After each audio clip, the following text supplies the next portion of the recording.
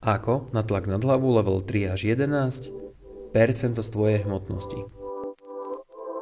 Po zvládnutí levelu 2 a dosiahnutí komfortu môžeme postupne pridávať hmotnosť a zároveň pridávať tzv. Vychytávky.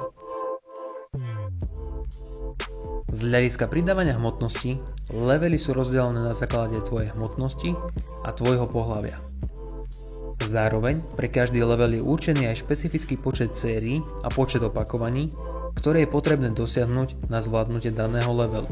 Je dôležité od levelu 3, aby si začal aplikovať niektoré vychytávky, ktoré spadajú do princípu overhead press.